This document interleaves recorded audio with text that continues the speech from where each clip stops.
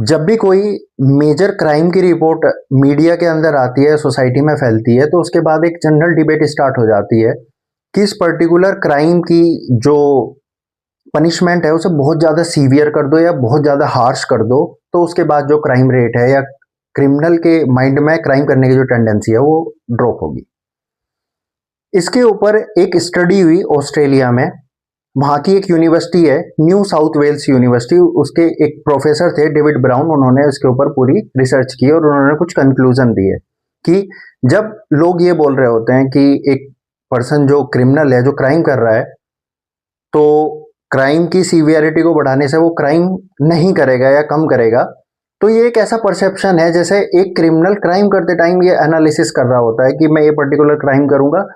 तो मुझे इतना पनिशमेंट मिलेगा, ये पर्टिकुलर क्राइम करूंगा तो मुझे इतना पनिशमेंट मिलेगा। तो जो क्राइम करके मुझे फायदा होगा, टेक्निकली वो पनिशमेंट से ज्यादा फायदेमंद है, इसीलिए वो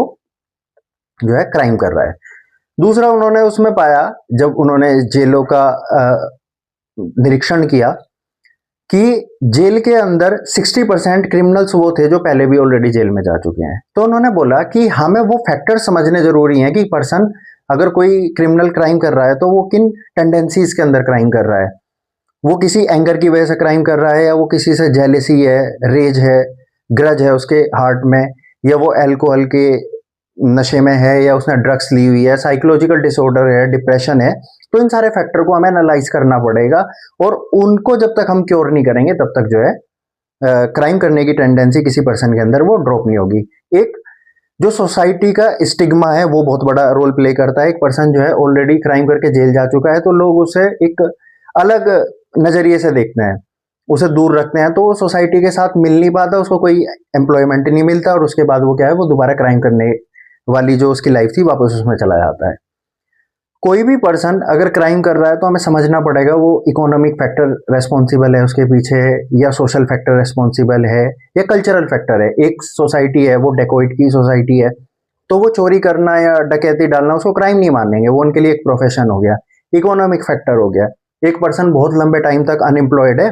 उसको काम नहीं मिल रहा, वो मार्केट से आउट हो चुका है, वो सर्वाइवल कैसे करेगा, तो वो सर्वाइव करने के लिए ईजी रास्ता जो है चूज करेगा। एक वीमेन है, बहुत बुरी हालत में रह रही है, उसका कुछ भी जो है सर्वाइवल नहीं हो पा रहा, तो सर्वाइव करने के लिए एट द एंड क्या करती है, वो प्रोस्टिट्यूशन में जाना शुरू हो जाती है। और बहुत जगह ये रिपोर्ट आई है,